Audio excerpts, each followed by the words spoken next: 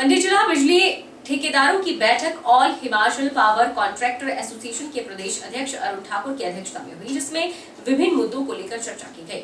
Association ने बिजली ठेकेदारों का कॉस्ट डेटा बढ़ाने, जीएसटी जमा करने के लिए समय पर पेमेंट करने और ऑफलाइन टेंडर में आईपीएच विभाग की तरह ही 5 लाख से कम सीमा रखने की मांग की है।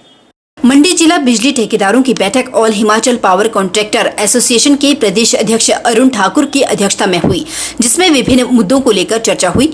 पत्रकार वार्ता के दौरान प्रदेश अध्यक्ष अरुण ठाकुर ने कहा कि बिजली ठेकेदारों का कॉस्ट डेटा बढ़ाया जाए, जिसे कम कर दिया गया है।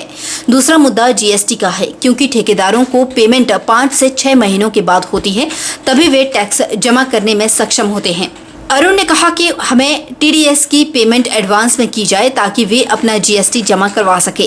उन्होंने कहा कि ठेकेदारों को 9 महीने से वेतन नहीं मिला है, जिसकी वजह से उनकी मुश्किलें बढ़ गई। जिस तरह से आईपीएच विभाग में ऑफलाइन टेंडर 5 लाख से कम रखे गए हैं, वैसे ही बिजली बोर्ड में भी ऑफलाइन टेंडर की सीमा भी रखी जाए। अरुण ठाकुर ने कहा कि अगर उनकी मांगे पूरी नहीं होती है तो वे मुख्यमंत्री से भी मिलेंगे और उनकी मांगे उनके समक्ष रखेंगे। उन्हें उम्मीद है कि सुखू सरकार उनकी मांगों पर गौर जरूर करेंगी। हमारे मुख्य तौर पे बिजली बोर्ड प्रबंधन से यही एक निवेदन है कि हमारा कॉस्ट डाटा रिवाइज़ किया जाए, क्योंकि कॉस्ट डाटा के रेट्स 40 से 45% जो डाउन कर दिए गए हैं। जहां हर साल 10 से 15% हमें हाइक मिलती थी इन्फ्लेशन को देखते हुए, वो हमें नहीं मिली है, बजाय कि हमारे रेट्स कम कर दिए गए हैं। तो हम ये चाहते हैं कि कॉस्ट डाटा को दोबारा से रिवाइज़ किया जाए। सेकंड मुद्दा हमारा जीएसटी का रहेगा। जैसे कि हमारे जब हम पेमेंट अपना बिल रेज़ करते हैं, इनवॉइस रेज़ करते हैं, तो उसमें एकदम से हमारा 2% टीडीएस काट दिया जाता है और एक्साइज डिपार्टमेंट जो है बाकी बैलेंस जीएसटी को जमा करने की लायबिलिटी उसी दिन से शुरू कर देती है, जो कि हम नहीं कर पाते हैं, क्योंकि जब हमारी पेमेंट जो 5-6 महीने बाद आती है।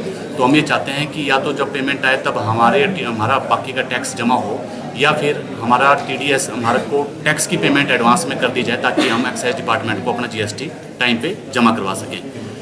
तीसरा, हमारा पेमेंट जो काफ़ी टाइम से 8-9 महीने से 12 महीने से लटकी हुई है काफ़ी ठेकेदारों की, और काफ़ी ठेकेदारों की मुश्किलें बढ़ रही हैं। उसके लिए भी मैं ये आग्रह करूँगा कि जल्द से जल्द पेमेंट्स को रिलीज़ किया जाए, ताकि ठेकेदार अपनी लाइवलीहुड को चला सकें। चौथा, मेरा बोर्ड प्रबंधक से ऑफलाइन टेंडर्स के लिए गुजारिश रहेगी कि जिस तरह आईपीएच पीडब्ल्यूडी में ऑफलाइन टेंडर्स 5 लाख से ऊपर 5 लाख से नीचे रखे हुए हैं, वैसे ही बिजली बोर्ड में भी ऑफलाइन टेंडर्स की जो सीमा है वो 5 लाख की जाए। जिला मुख्यालय सोलन में युवा कांग्रेस के सदस्यों को नेतृत्व एवं जनसेवा का प्रशिक्षण दिया जा रहा है। प्रशिक्षण शिविर में जिला भर के कांग्रेस युवा कार्यकर्ता भाग ले रहे हैं। इन 2 दिवसीय प्रशिक्षण शिविर में युवाओं को नेतृत्व की बारीकियां भी सिखाई जा रही हैं। सोलन में युवा कांग्रेस के सदस्यों के लिए प्रशिक्षण शिविर आयोजित किया जा रहा है।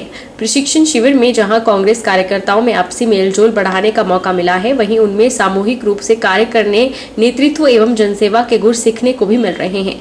इस प्रकार के प्रशिक्षण के युवा कांग्रेस के कार्यकर्ताओं में सामूहिक नेतृत्व की भावना को बढ़ाना है।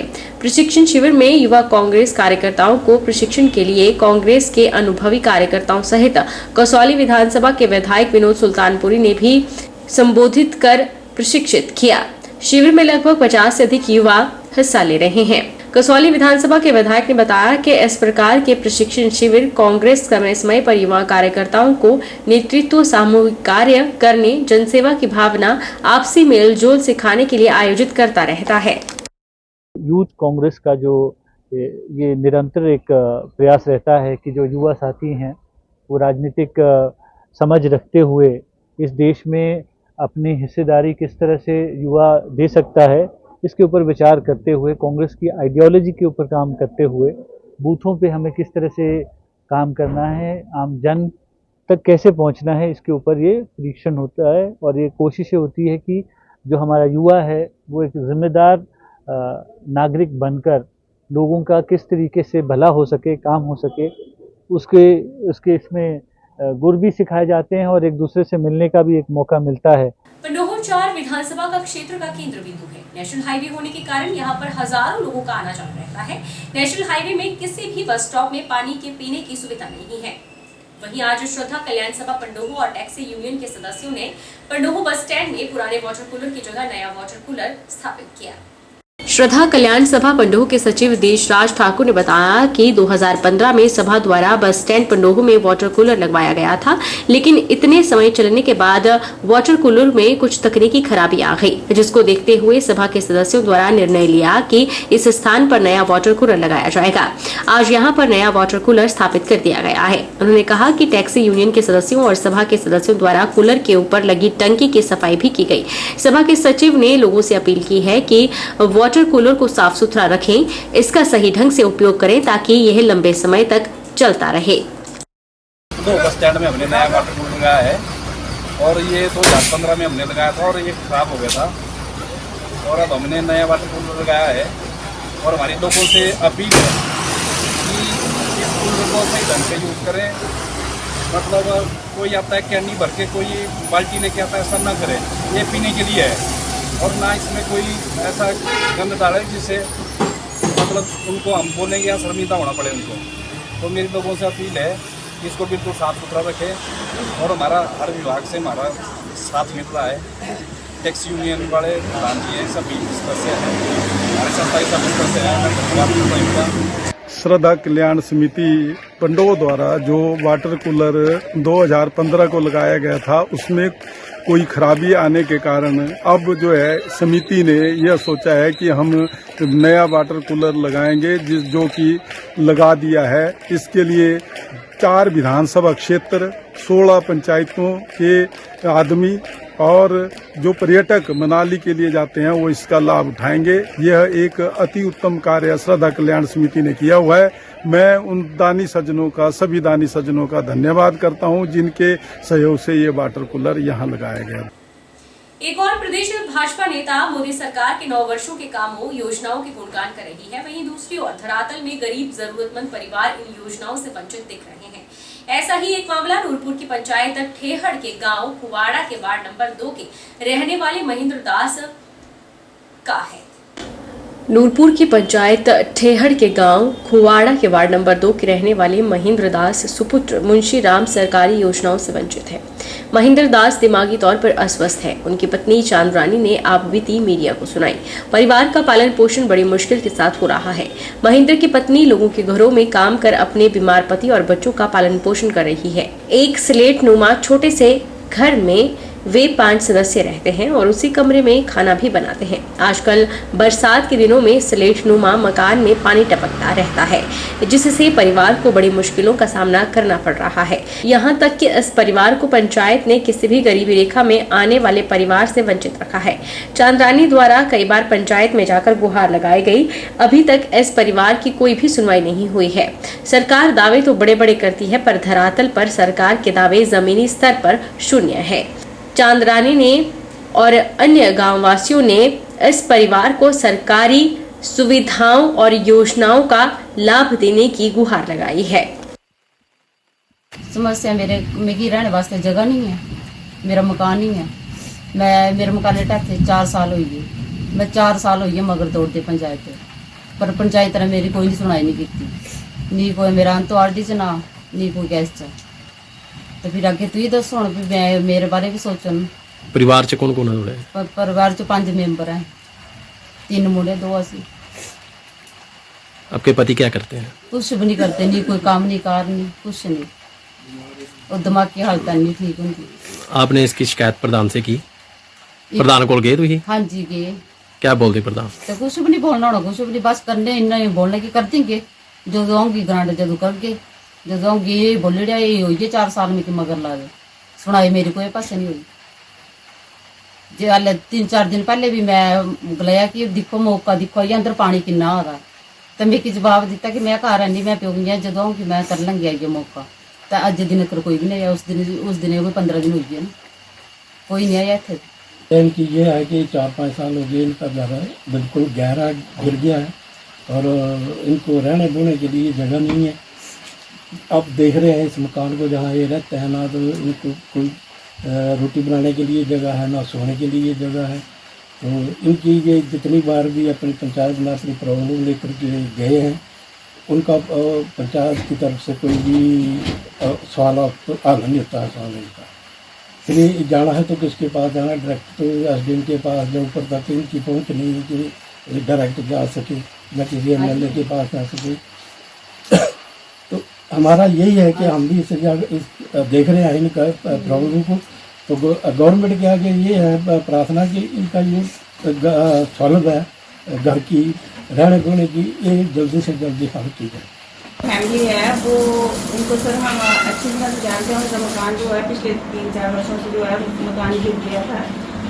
पंचायत को इसके बारे में बड़ी भांति जानती है। जब भी PMAY में हमने डिस्ट्रिक्ट का नाम डाला हुआ है, जब भी PMAY की लिस्ट अभी हमारे पास आ चुकी है, जब भी अभी ऐसी कम्युनिटी में ऐसी में जब इनके मकान आएंगे तो फर्स्ट प्रायोरिटी पे हमें इनके मकान का दे दिया जाएगा।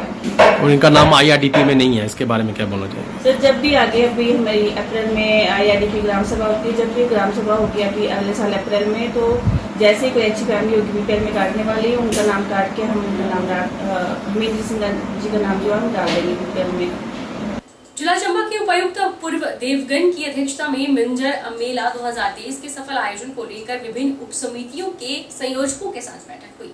उपायुक्त ने सभी उपसमिति संयोजकों से विभिन्न व्यवस्थाओं को समयबद्ध तौर पर सुनिश्चित बनाने को कहा है। मिंजर मेला 2023 का theme clean Chamba green Chamba है।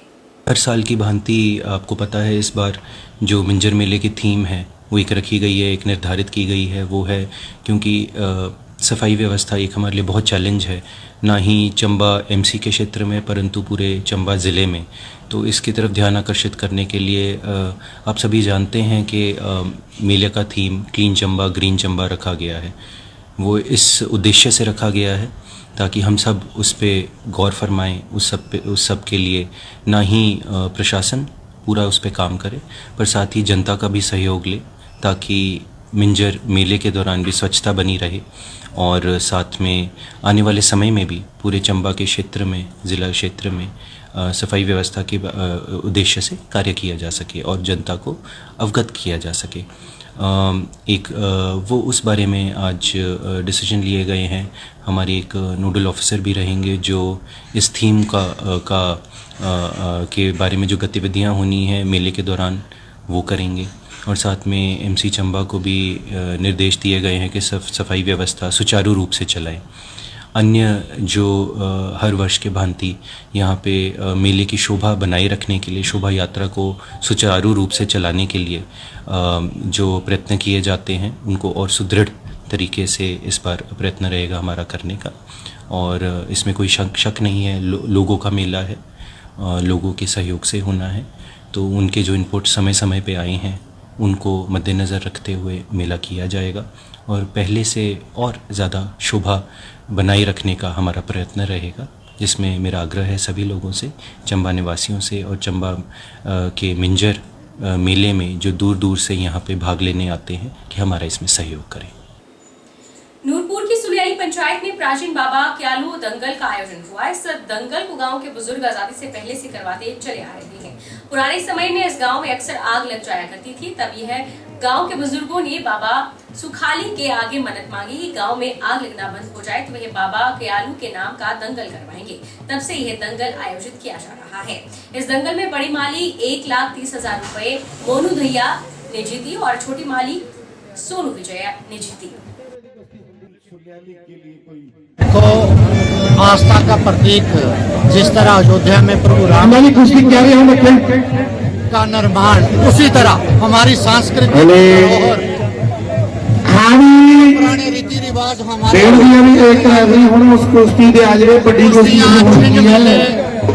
जो हमारे गांव को आपस में जोड़ते हैं।